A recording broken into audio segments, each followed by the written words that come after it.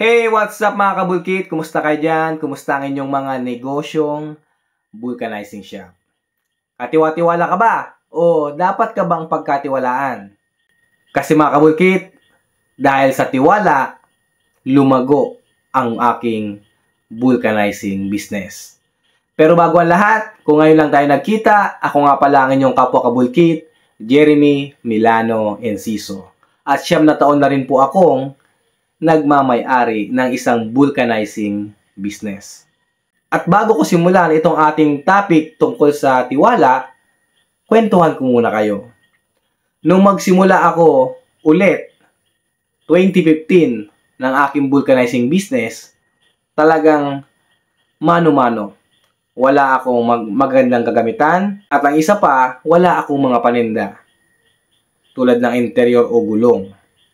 At ng time na yon, nang magsimula na nga ako, maraming dumadaan at tumitigil na ahente sa shop ko. Inaalokan nila ako ng kanilang produkto.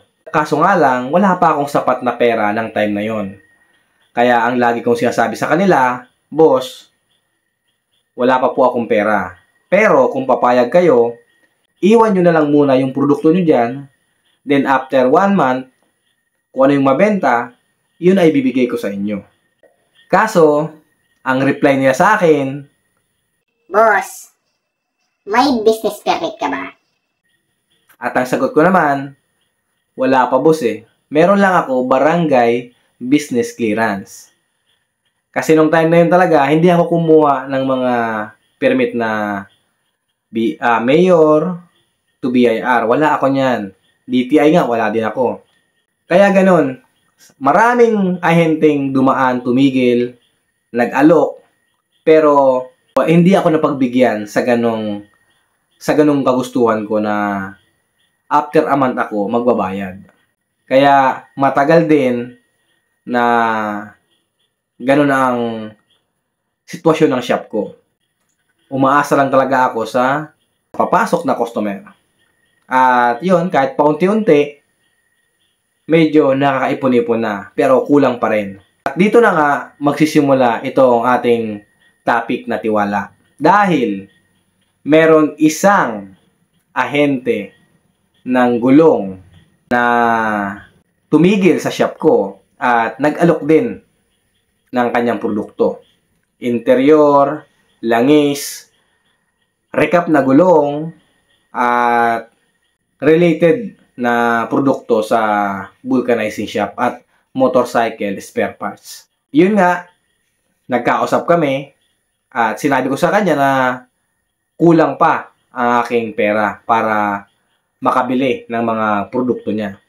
At sabi ko rin, boss, kung papayag ka, iwan mo muna yung produkto mo ngayon at after a month, babayaran ko yan. Tulad nung dating mga ahente, ang tanong niya rin sa akin, meron ka bang business permit? At ganoon talaga, ang sagot ko pa rin wala. Pero, itong ahente na to, sinabihan niya ako. O walang problema yan, boss. Ganito lang gawin natin. Bumili ka muna sa amin, cash to cash, kahit ilan lang. Tapos, after mga 2 transaction natin, itatanong ko sa boss ko kung bibigyan ka ng payment terms. Ganun lang yung sinabi niya sa akin. At yun nga, bumili ako sa kanya ng ilang piraso ng interior. Walang gulong. Pagkakatanda ko nung parang tigda-2. Basta yun lang ang binili ko nun. Tapos, nangyari na yun. Hanggang sa pangatlong transaksyon na nga tayo, sinabihan niya na ako na, boss, sabi ng bossing ko, pwede ka na naming bigyan ng payment terms. At yun nga mga kabulkit, sa unang order ko, parang mahigit 10,000 yon. Pero kinakabahan pa ako ng time na yon dahil, syempre, hindi ko sigurado kung mapapaubos ko yon. Sa awa naman ng Diyos, nung pagbalik niya, ubos agad yung paninda ko. Kaya nabayaran ko agad siya. Tapos yun, kumuha ulit ako. Hanggang sa dumating na mahigit na 50,000 yung kinuha ko. Pero, nung nililista niya na umabot na 50,000, Akala ko ng time na yon hanggang dun lang. Pero ang sabi sa akin, nung ahenteng yun, Boss, damihan mo na. Kasi magaling ka magbenta. Damihan mo na to. Naniniwala ako sa'yo na mabibenta mo to lahat. at yun nga mga kabulkit, dinagdagan ko yun. Umabot ng 98,000. Yun, dun ako talaga kinabahan ng todo. Lalo na, nung natapos yung isang buwan, yung perang hawak ko, wala pang 98,000. Parang nasa 60,000 pa lang siya. At nung pagdating niya, kumakamot na ako. Sabay ngumiti siya sa akin. At binati niya ako, "Boss, good morning." Nakita niya agad yung mga gulong sa estante na madami pa. Sabay siya sabi na, "Boss, mukhang mahina ngayon ah." At yun, sumagot ako na, "Oo nga boss eh. Ang problema, ito pa lang yung hawak kong pera. Nasa 60,000 yun." Tapos sabi niya, "Ganun ba?" Pero bumawi agad ako ng, "Boss, ganito yan. Itong 60,000, ibibigay ko sa inyo. Hindi ko talaga kayang punan yung 98. Pero, kung hindi kayo payag, pwede nyo namang kunin na yung mga gulong na naka-display. Kumpleto yan. Wala ako dyan na binawas o kulang. Sakto yan." At yung ahente na yon, ang sabi niya sa akin, "Boss, walang problema yan. Normal sa negosyo na hindi laging malakas. May panahon talagang mahina. Kaya okay lang yan. Kumuha ka ulit sa amin nung mga gulong na wala ka na." Doon ako nabigla. Kasi iniisip ko noon, hindi ko nabayaran, baka nawala na yung tiwala niya sa akin. Pero, iba. Kasi naramdaman ko na hindi talaga siya nawala ng tiwala sa akin. Sa halip na sermonan niya ako o siguro kunin niya yung natitirang gulong, hindi niya ginawa yon. Sa halip, pinakuha niya pa ulit ako. At simula nun, ganun at ganun lang. Kahit meron na akong hindi ako naka-full payment, okay pa rin. At dun ko napaikot yung aking pera. Kaya lalo itong lumago.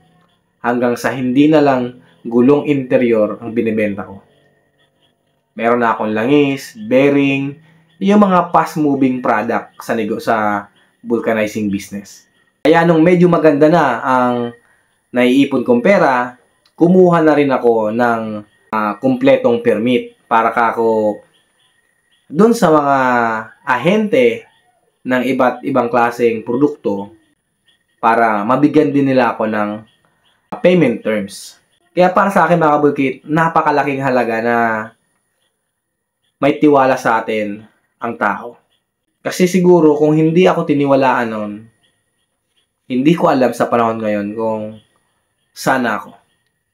Kaya sana yung mga nagsisimula ng kanilang vulcanizing business na nagsimula talaga sa kung anong meron lang at wala pang sapat na kapital, sana makahanap kayo ng supplier na katulad ng supplier ko na tiniwalaan ako. At yung tiwala na yon hindi ko taga sinayang.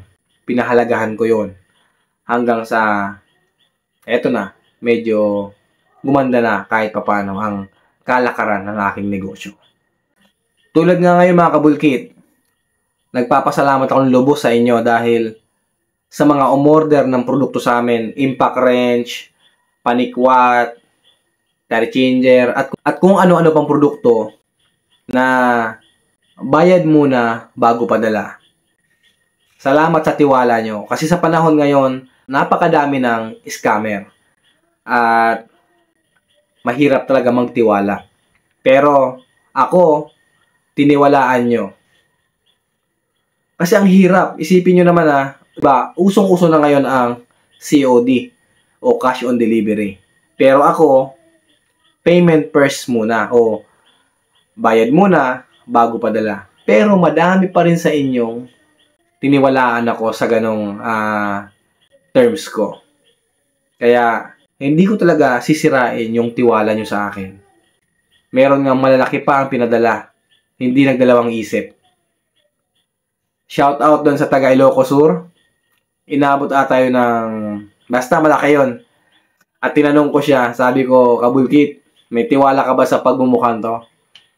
At sabi niya, Oo naman, kapatid. Lagi kitang nakikita. Kaya wala akong dapat ikatakot.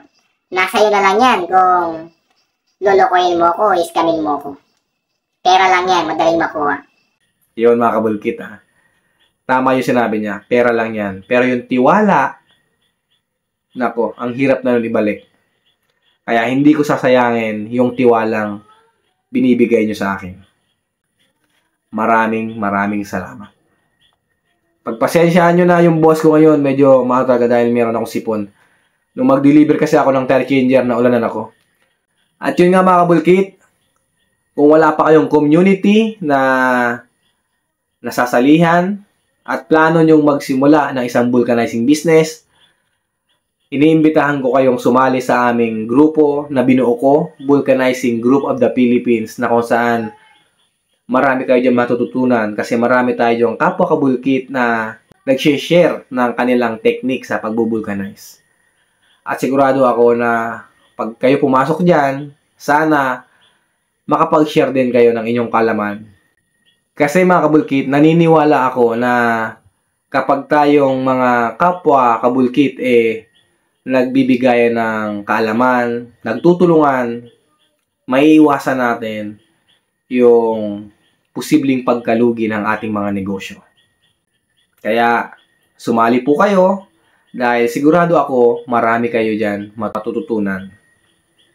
Muli mga kabulkit, ako ay mag-iiwan ng kung ayaw mong mahirapan, madumihan, mainitan o pagpawisan, hindi para sa iyo ang negosyong to.